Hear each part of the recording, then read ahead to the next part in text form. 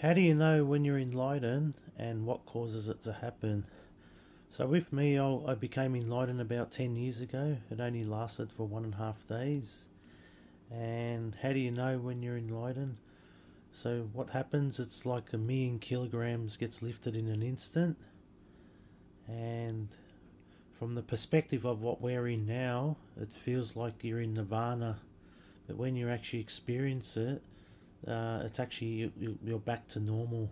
That's an unbelievable, overwhelming feeling that you're back to normal. It's like this 1,000,000 kilogram of weight got lifted, and nothing's squashing you anymore, and you become undisturbable. Now, the reason why you become undisturbable, and this is relates to why it happens, is because for me it happened. I had a dream at about 6 in the morning, so I was in that really strong gamma state. When you go into that really deep, I must have had a really deep sleep that night. And then I was just about to open my eyes at about 6 in the morning and had this visionless dream that Peter was just an idea. And then I saw it was just an idea, and in that seeing, the freeing happened, and that Peter idea just disappeared, and along with it was all the stories disappeared, and the illusionary sense of individual self disappeared, which is just an idea. It was just a cloud of ideas. And I knew who I was not that idea. I am the consciousness and the witness and the life that gives life to those ideas. And I had spent my whole life identifying and under the spell of those ideas. And in that 1 second or 2 seconds it took to see that Peter identity as just a cloud of ideas, it disappeared, and with it left 1,000,000 kilograms in an instant. And the experience for that 1.5 days, I'll explain what happened, after 1.5 days what happened, why it disappeared as well, and what happened later on. But so enlightenment is like you go back to normal. Through our perspective, we can never in a million years imagine what enlightenment's like, and in the perspective of enlightenment, you can never in a million years imagine what it's like to identify as a cloud of ideas as being your personal identity. It's impossible. And so what happens is there's no more emotions in enlightenment. And the reason why, it was the software program that's projecting emotions out, judgments out into the world, and then they bounce back, and the corresponding to the judgment is the emotions that correspond to those judgments, and how much the consciousness is infused with this pseudo identity. The more infusement, the more disturbance, and ultimately it is the software projecting, and it is not us getting disturbed. It is actually getting disturbed of its own judgments. I'll say that again because it's very important. It is the software program speaking on our behalf, judging on our behalf, making comments on our behalf, and through its comments, and ultimately we're powering all this through our identification and assuming it is us because it's in us, so we assume it's us, and this is what causes the continual and cycle of this happening every day, is because we keep identifying with it. As the most important thing is that it's through its judgments it is getting disturbed. So it is the software program getting disturbed, and we think that we are the software program, so we take on the appearance of being a disturbed identity, a disturbed character. Now, so there's no emotions, there's no more talker anymore, so it's just dead silence. It's like a 1,000,000 times an orgasm that you're feeling constantly, so much so you probably wouldn't need to have sex anymore. I don't know how it would have been. I don't remember whether I ate or drank those 1.5 days, but you probably don't need to eat and drink anymore, because scientifically your body's at a different frequency. You're at 1,000 hertz. So we're currently at about 100 hertz. If you're not identifying too much, when you're really, really, really identifying with the the software program and in high levels of disturbances, um, you're dropping below 40 hertz and under, and that's where sickness of the body comes. So that's probably why I haven't been sick in about 25 years. It's because because I've been practicing mindfulness for that long. I always keep my state above 100 hertz probably. So and usually there's some periods of time there's thoughts of the software program that try to captivate me, but I see that they're just thoughts, and they're thoughts about sickness and illness, and thoughts that can generate sickness and illness. But I see those thoughts as just thoughts. I don't identify with them, and nothing manifests in the body as sickness. So I think that's one of the biggest causes. And then ultimately, maybe I'll just drink some water sometimes if I've got a sniffy nose, and it clears up after. So water's a big thing as well. Some nice clean water. I don't drink tap water. But really just keeping that state will keep your health good. But getting back to this enlightenment, so there's no talker. You're in a constant state of nirvana, and it's not nirvana. It's only nirvana through our delusional pseudo-identity perspective. But it's actually you're just back to normal. You're going back to normal. You're not being squashed and electrified. So the identification process, it's like that kids game Operation, where you got that little wand and you got to try to weave it through the plastic board game and not touch the sides, otherwise you get shocked. That's what identification's like. It's like we're constantly getting zapped by identifying with this software program, and it's just a software program. So what causes enlightenment is it just happens. For instance, Eckhart Tolle, his enlightenment happened when there was a strange thought that appeared that maybe there's two. I am not happy with myself. I and myself. There was just a strange thought, and then that's what caused his enlightenment, when he saw that both were false, the I and the myself, and that triggered his awakening. But what causes enlightenment? No one can make themselves enlightenment. It just happens by accident, as it did with me, as it did with Eckhart Tolle. Someone like Byron Katie, her enlightenment happened where she saw a cockroach. She woke up in the morning, so she was probably in that gamma state as well, and a cockroach crawled across her leg, and because she was in that deep peaceful gamma state, as her eyes opened, she saw it was the thoughts about the cockroach that caused the emotions, not the cockroach itself, and that triggered her. So it can be just something as simple as silly as that could trigger it, and it can come in. It always comes in unexpected and uncommon hours, when you're not expecting it. My one only lasted for 1.5 days. So what happened? Just it was probably about midday the next day.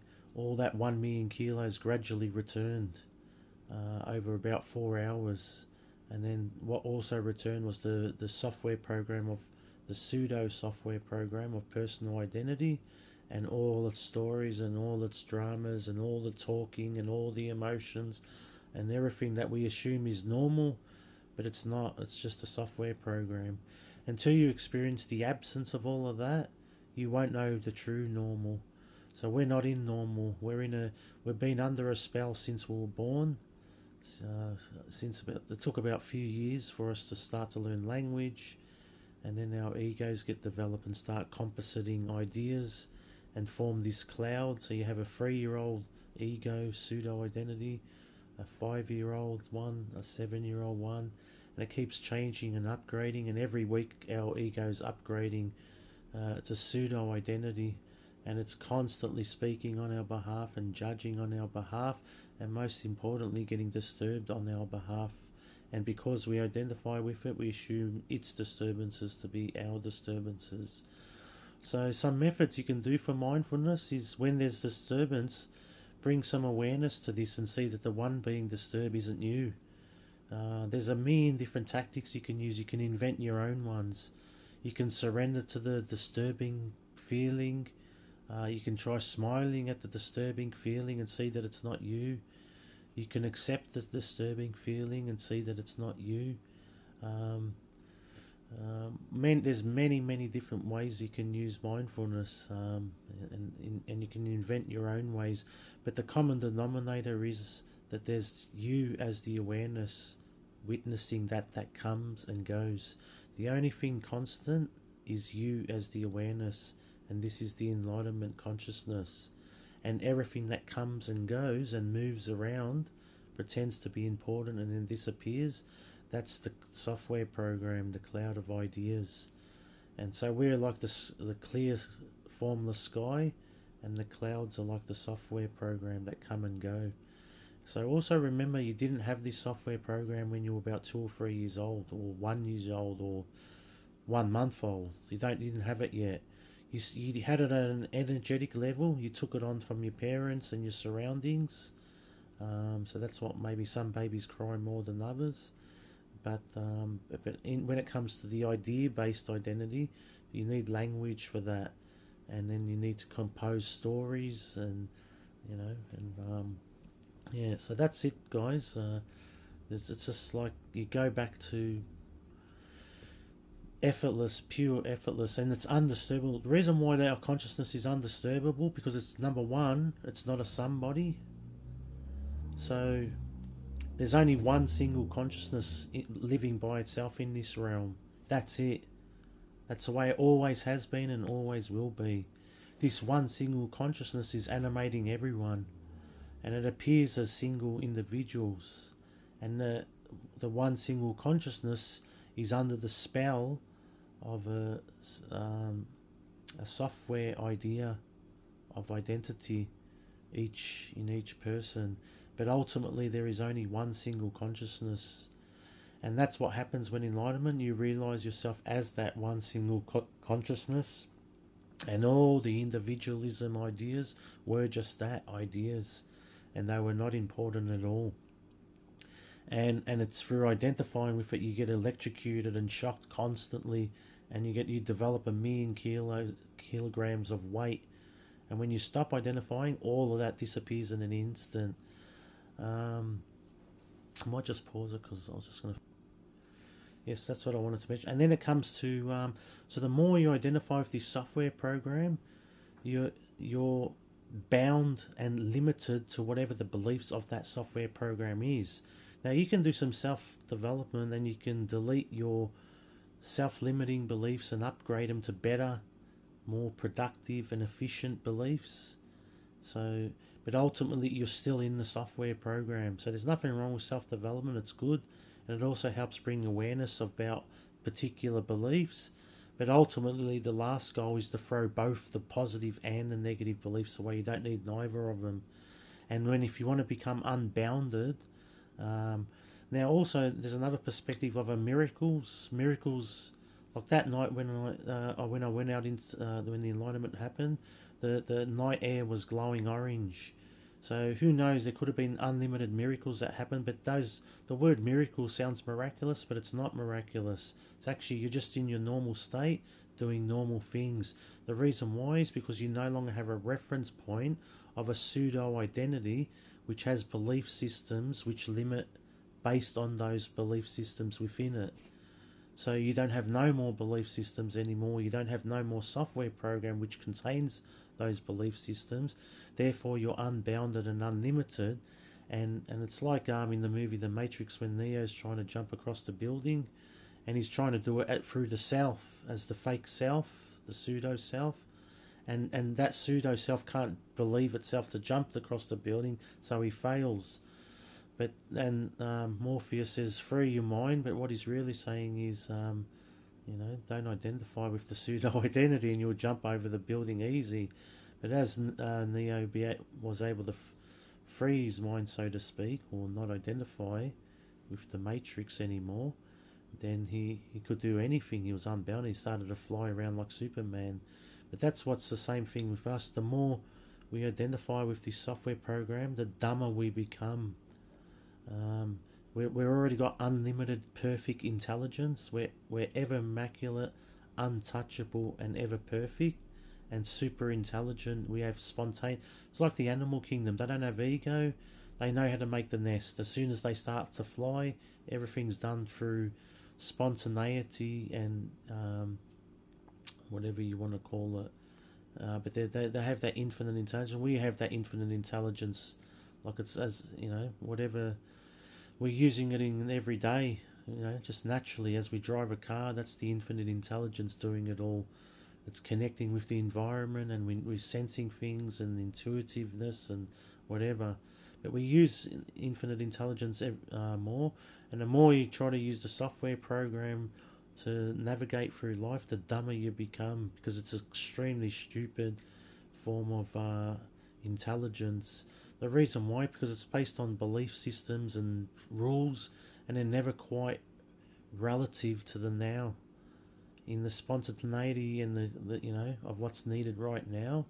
Um, that's why when you first learn to drive a car, you crunch in the gears, and because you're in your head about it, But when you relax and you don't think about it anymore, I guess a little bit of repetition helps as well. You drive the car effortlessly without even thinking about it, and that's the intelligence doing it. So I think that's a bit, most of the topics, guys. You just enlightenment. If you the reason why you would know enlightenment, there's no more personal, individual sense of self anymore. You're you are the consciousness that was given life to those ideas of self, of the me, I and me, which is ultimately, if you look closely, it's just a fictitious cloud of ideas in your head, which is getting upgraded every week, like your mobile phone. And you are not that comes and goes. You are the ever constant witness and the life giver to these ideas. And without you, these ideas wouldn't even exist. And you're unbounded, ever perfect, immaculate, and untouchable. When you're in your relaxed state, that's pretty similar to enlightenment. When you're relaxed, your ego subsided, the cloud ideas subsided, the reactivity subsided, the dramas and emotions and judgments and the chatter has all subsided. Just wondering if I forgot anything, but that's about it, guys. It's just silence. There's no more sense of self, and there's no more chatter. It's like a million times an orgasm, and you could do anything and be anything, and you're not a somebody, and you're not a thing anymore. So it's not a thing and not an object. You are life itself, which is formless consciousness. And yeah, that's it. Thanks, guys. Have a good day.